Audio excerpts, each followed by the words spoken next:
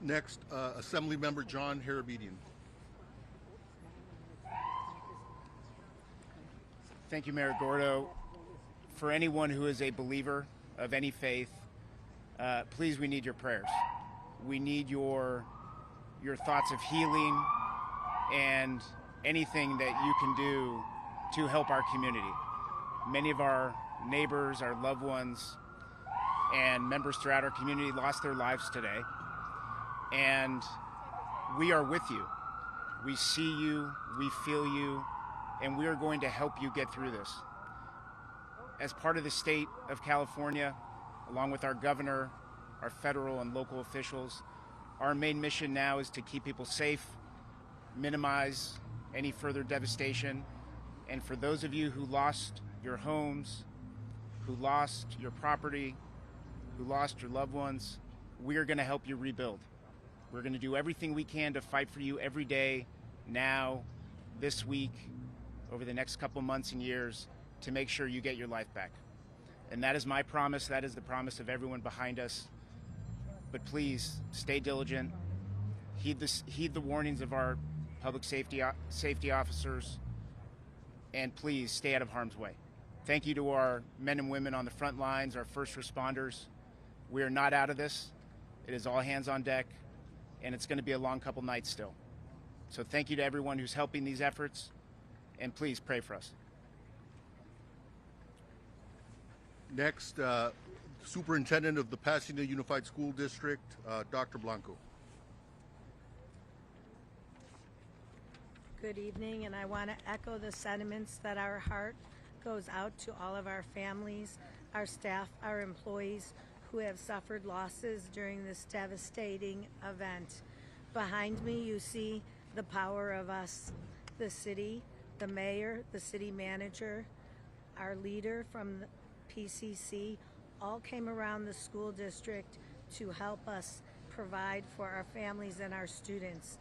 I saw many of my families here today who have lost their homes along with their staff. Thank you for being here with them, and thank you for supporting them. Our schools are going to remain closed for the rest of the week. We are continuing to assess the damages at our school. Our maintenance and operation team, along with our police department, the sheriffs, and our fire department have been assessing our buildings. Our preliminary assessment results show that the fire has substantially damaged 5 campuses. While most of them are in good condition, we have confirmed these 5 campuses in Pasadena. Elliott's Arts Magnet School is damaged. Franklin Elementary, which was closed in 2020, has damage of about 80%. 3 campuses that house other schools have sustained damages: Edison, Loma Alta, and Noyes. Please note this information is preliminary. The fire is not contained, and some of our schools still remain in the path of the fire. We're working together with our city partners to do everything we can to preserve our schools. Our next steps are recovery. We're planning for recovery as we respond to the emergency, as we know our families are dependent on us. Public education is the bedrock of democracy. We learned that in COVID, and we will be here to help our families and our staff get through what is happening in our city. Thank you. We're deeply grateful for everything that you all have done to help and support us. Next, President of Pasadena City College, Dr. Jose Gomez. Hi, I'm Jose A. Gomez, Jose A. Gomez, Gomez. Over the last 24 hours, our hearts have been broken by what has transpired. We have lost our peace. Although Pasadena City College has sustained minor damage, our hearts and our prayers and our thoughts are with our greater community. We are so grateful at Pasadena City College for the incredible leadership that the city of Pasadena and all of our legislators and all of our elected officials have provided not just to our college, but also to our community. The campus will be closed and we will not be having classes until next Monday. We will resume regular schedule and classes on Monday, if possible. Of course, it's a very fluid situation. But more importantly than that, we have activated much of our campus community in support of our partners and our greater Pasadena San Gabriel Valley family. Our emergency management response team has been deployed here to the convention center to help the city. We have our nursing staff who will be arriving soon to help our City Department of Public Health, and in partnership with our superintendent of Pasadena Unified School District, Dr. Elizabeth Blanco, we are also serving meals to our PUSD families at Pasadena City College. We are here to help in any way possible, and we of course appreciate all of your support and all of your help.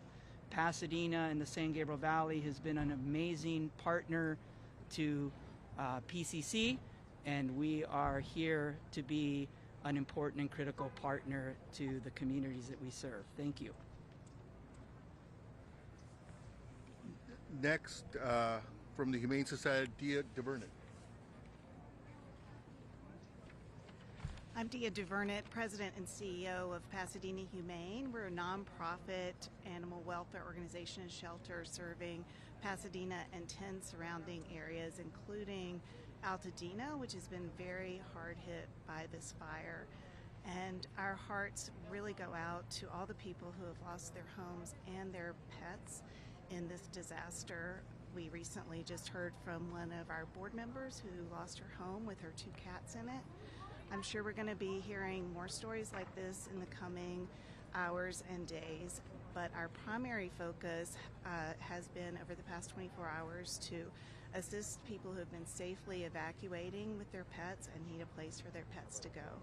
So we've taken in over 250 pets in the past 24 hours, and we have been working today to coordinate with shelters throughout the state to help take the animals that are already in our shelter to make room for more animals who are coming in. I want to really thank everyone who has offered assistance, including the shelters around the state and people who we see in our community who are rescuing neighbors' pets and bringing them to us. It really has been heartwarming to see even our staff members who have been evacuated and are losing their homes coming to the shelter to shelter with their pets and take care of other people's pets. It's going to take a real community effort to recover from this. We've had lots of inquiries from people wanting to help. We're taking names of those who would be interested in fostering animals as we get more animals in. Right now, our primary need is monetary donations so that we can provide emergency services to pets that have been impacted by the fires. We are also providing food and other pet supplies if anyone is in need. And we really encourage you, if you are evacuating, please make sure your pet has identification. Take pet supplies with you. And if possible, please try to stay with family or friends who can accommodate you and your pet, as the shelters are really becoming quite stressed in this situation. I want to give a few concrete resources because they have been rapidly evolving. For those in the foothill areas who have horses in need of shelter, right now the Fairplex in Pomona is taking them, the Industry Hills Equestrian Center, and soon LA County will be opening the Antelope Valley Fairgrounds. We've heard that the LA Equestrian Center, where horses have been kept, is currently being evacuated. We have recently started to see the first injured animals coming in. We've had a cat and some wildlife coming in If you do find injured wildlife, we'd like you to call our wildlife helpline at 626-344-1129. We're very thankful to our skilled veterinarians who are providing care to these animals, and we'll continue to provide care around the clock to animals in need in our community. Thank you.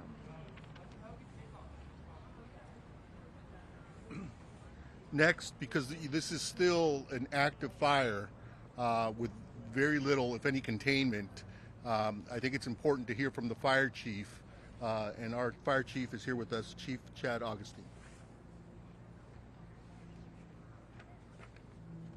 Good afternoon.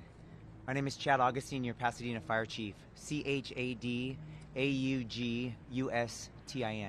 I'd like to give you a current stat on our Eaton fire. We can confirm that the Eaton fire is now over 10,600 acres at 0% containment. I'd be remiss, though, if I didn't highlight some of the heroic actions last night by your public safety, police, and fire, who literally saved lives, pulling people out from burning buildings, getting them out of streets and vehicles where they had no ways to evacuate. Our death count today would be significantly higher without their heroic actions. We currently have 60 strike teams requested and 750 firefighters working on this incident. We're in a unified command with multiple agencies to include law, LA County Fire, LA County Sheriff, and Angeles National Forest, along with Pasadena Fire. We have strike teams committed from all over the state and as far as Arizona coming to assist us. Multiple structures have been damaged or destroyed as this wind-driven fire had wind gusts of 70+ miles per hour. We had spotting of embers 2 to 3 miles ahead of the fire. I can confirm tonight that we have somewhere between 200 and 500 structures damaged or lost. We really need, as it becomes safe to do so, and we get a better handle on this fire, we need to come in and be able to survey the damage to get an exact total of number of structures that have been damaged or completely lost. We continue to be in red flag conditions, and we expect that to be through Thursday, with variable and high wind speeds, thankfully not as strong as what we saw last night. We are encouraging people to stay updated as the weather can continue to change very rapidly. Please, if we issue an evacuation order, heed our request. Be prepared, have your go bag, and immediately evacuate. Thankfully, the current forecasts allow us today to start getting aircraft in to fight this fire. Since around 10 a.m., we've had aircraft doing water drops. With the goal of limiting the fire spread, we will come behind those water drops with hand crews and fire engines to get a containment line around this fire. We expect, with favorable conditions over the next couple days, to start making good progress on this fire. And with that, I'll turn it over to the police chief. Chief, will you take a question on the statistics and the current situation with you have your firefighters? How are they holding up over the past 22 hours now? Yeah. They're exhausted. We need those reinforcements coming in, but they've done incredible work. Where they've, an example is crews that fought 15 house fires over a 28-hour period. They didn't save any of them, but they prevented 2 or 3 blocks away from burning down. So great work, not just from your Pasadena fire, but throughout this entire region. And you requested 60 strike teams. What's the status of that? How long before they get here? Great question. So we have multiple strike teams have arrived. We're in the early 15-ish strike teams, and we expect over the next 24 hours we'll be close to 50. Even some of the Arizona strike teams should be here by this evening. You talk about resources being stretched. I know that this morning, looking at some of the fires, there were maybe 1 or 2 firefighters on scene only because it appeared not to have the resources. Everybody stretched to the minute. Can you talk about that? Yeah, sure. I would be kidding all of you if I said we didn't have resources stretched yesterday, right? It's a rarity that you have 2 major brush fires in LA County like we did yesterday with the Eden Fire and the Palisades, let alone the multiple other fires that we saw. So we had an extreme drawdown from with LA County Fire, and they are our biggest partner. Even with their drawdown, they sent us a lot of resources last night, which was really helpful. It's unfortunate with the wind gusts that we had, up to 70-mile-an-hour winds, they had to ground their aircraft last night. But we really relied on all of LA County to bring us resources, and then with the mutual aid requests from up and down the state. Did that answer your question? Thank you. Chief, you said Inside the fire zone, multiple residents had talked about a lack of water pressure or a lack of water at all in trying to fight the fires. There's a similar situation in the Palisades, and they said it was due to the amount of water usage at one time. Is this what you were seeing? What was the situation there? We saw it firsthand as well. Why was this the case? And is this going to be a problem for? Yeah, when you have multiple fires, multiple city blocks on fire, with, I'll throw a number out, 100 fire engines flowing water, we are gonna stretch our water system. On top of that, we had a loss of power temporarily, which impacted our water system. But I'll be clear, we could have had much more water with those wind gusts. We were not stopping that fire last night. Those erratic wind gusts were throwing embers for multiple miles ahead of the fire. And that's really what caused the rapid spread of this fire. Chief, Specific fire start, the most specific, because it's a picture taken approximately 6:30 last night, like a transforming fire in around canyon. That's correct. The time that is correct. And around 6:30 was when the fire came in the Altadena area. It was actually in LA County, but right on the border. We had both Pasadena and LA County resources arriving almost simultaneously. And then, of course, the fire quickly moved into the Pasadena city limits. so 10,600 acres on fire, 0% containment, hundreds of homes destroyed. What can you say to the community tonight to give them hope that you'll have a handle on this anytime in the near future? What gives me hope is when I look at the trees and bushes around here. Last night was incredible, right? It was like something that most of you have probably never seen. Tonight we have very mild wind conditions where we can get aircraft and a ton of additional resources getting their hands around this fire. That's what gives me confidence that we're going to get a handle on this fire. Before, why don't we bring the police chief up, and then then you can ask questions of both chiefs. Can we talk about the cause of the fire and if there are others? We know that there are several fires burning. Are any of these connected? Does it look like maybe arson? The cause, you're going to love my generic answer, but the cause is under investigation, right? We have multiple fire investigators as well as fire and arson investigators from LA County and local resources investigating that. We need to let them do their good work so that we can come up with an accurate cause and origin. We'll ask the chief to stay here for more questions, but in the meantime, because this also involves a public safety situation and neighborhoods that have been evacuated and homes, the message I want to reiterate is don't even think about it. Don't think about coming to loot any of these properties in Pasadena or Altadena, because the Pasadena Police Department, as well as the LA County Sheriff and resources from the state of California, will be out there patrolling and protecting these neighborhoods. With that, I'll turn it over to our police chief, Eugene Harris, to provide you more facts and details. My name is Gene Harris. I am the police chief for the city of Pasadena. Gene is Gene. Last name is Harris, Harris. Last night at the beginning of this incident, first responders from the city of Pasadena responded to the area of this event primarily on a safety mission.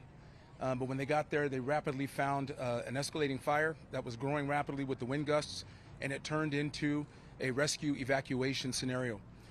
Those first responders acted heroically by going in and either evacuating or rescuing numerous folks that are now housed in this building behind me. It was nothing short of heroic, and as they got there, it rapidly turned into that type of mission. So we had people from our police department, our fire department, certainly reached out into our Area C partners, local, state, and county folks that came to assist, and it took all night to get folks rescued or evacuated from their homes, and that effort was robust in that end. We also reached out beyond our county into other counties. We had some other agencies roll assets to us that could help us solve this problem, and they are still on scene at our command post as we speak. As you heard said, this is an active scenario from a law enforcement perspective. You've heard all of the fire circumstances and issues. I'm going to talk a little bit about what we in law enforcement are doing in this incident. As I said, it started out as a evacuation and rescue mission. It is now going to transition for law enforcement into a protection and community safety mission. And we will be staunch in protecting the community and protecting the homes of those folks who've had to be evacuated. We will have numerous folks in and around the area, upwards of 150 officers at any one time in and around the city handling all of our regular patrol efforts, but certainly focusing on making sure that the homes and the property around the burn area is secure. We will be staunch in that effort. If you have, and this is a message to the community, if you have a righteous reason to be there, declare that reason to law enforcement personnel and we'll assist you. If you don't have a righteous or legal reason to be there, expect to be challenged and we will deal with you accordingly.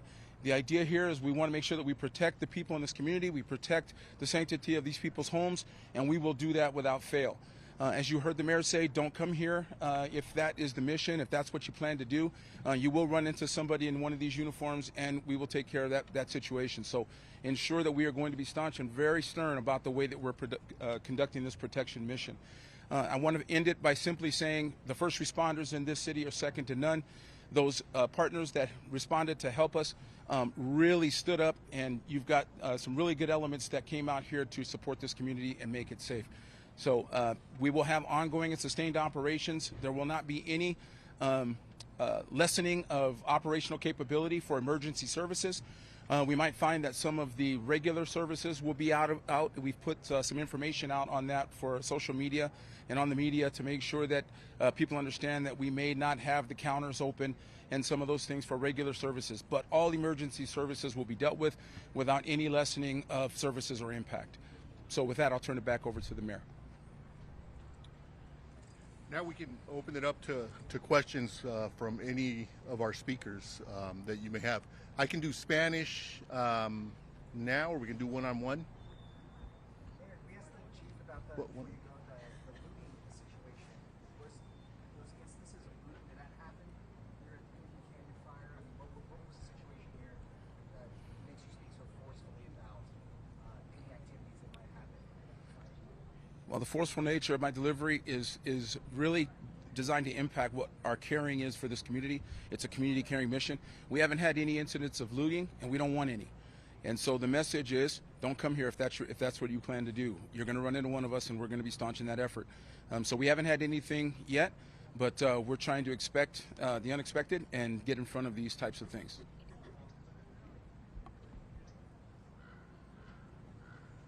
Any other questions for Chief Augustine? Chief, there were a number of significant spot fires that broke out not only in the hills but along Lake Avenue, for example. Several buildings caught fire at once. Do you anticipate any of that tomorrow? I do not. Right? We're still in a very active incident, right? And we have a dynamic fire that has 0% containment.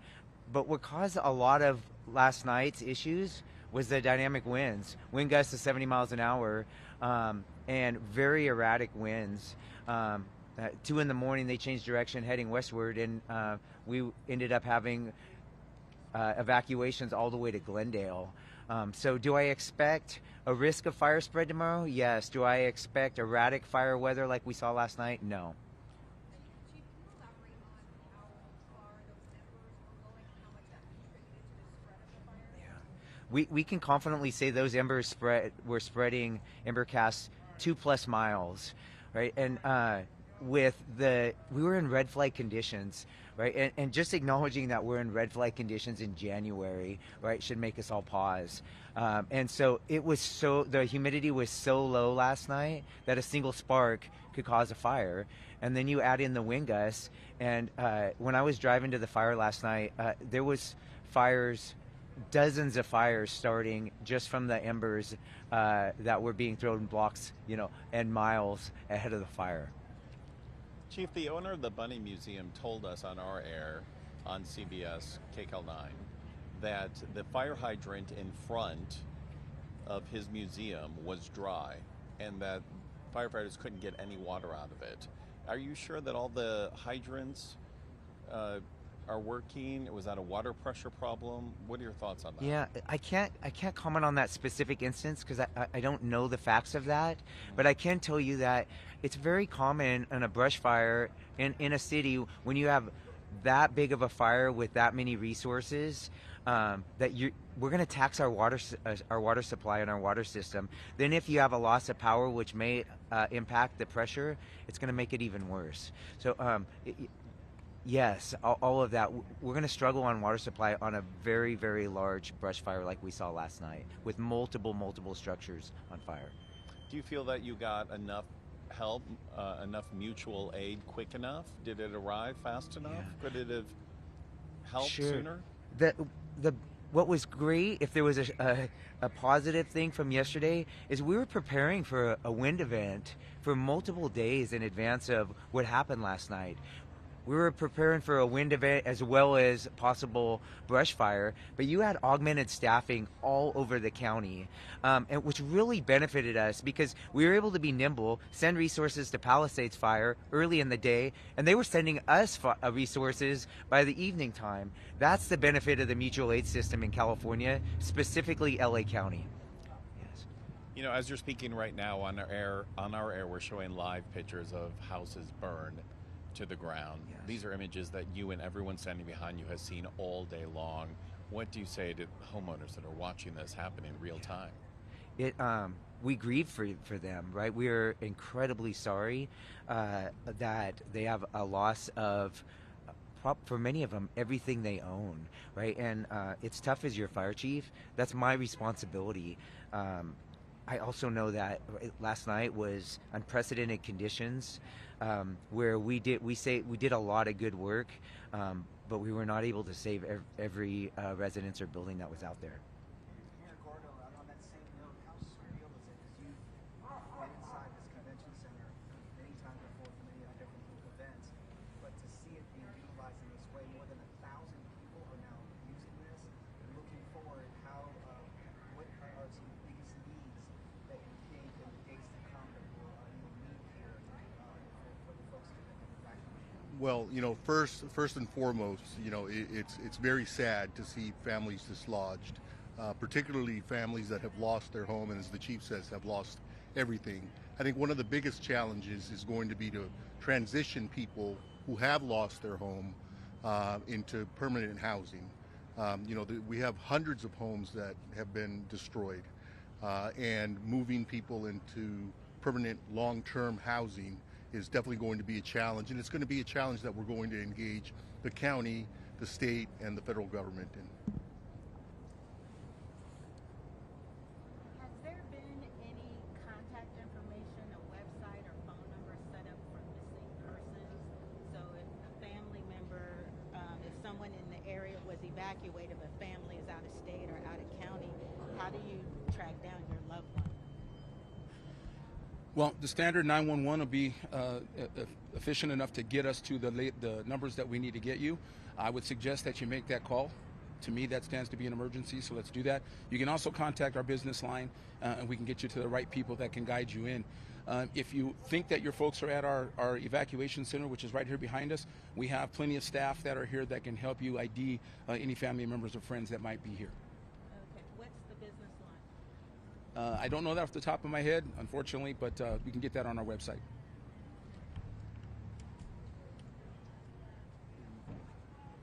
Okay, this again, to all affected residents, know that your city, your county, and other resources are there to help. If you need assistance, please reach out to us.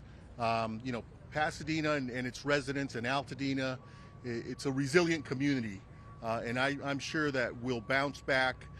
In the interim, this is an evolving situation, and so we're asking people to listen in carefully to what the police chief, the fire chief are saying. If you're asked to evacuate, evacuate. If you're thinking about coming to Pasadena or Altadena, for that matter, to cause problems, think twice, because the Pasadena Police Department and the LA County Sheriffs will be there to greet you, and you will be arrested if you're engaging in conduct that you should not be engaging in. With that, that will complete our, unless there are other questions. Thank you.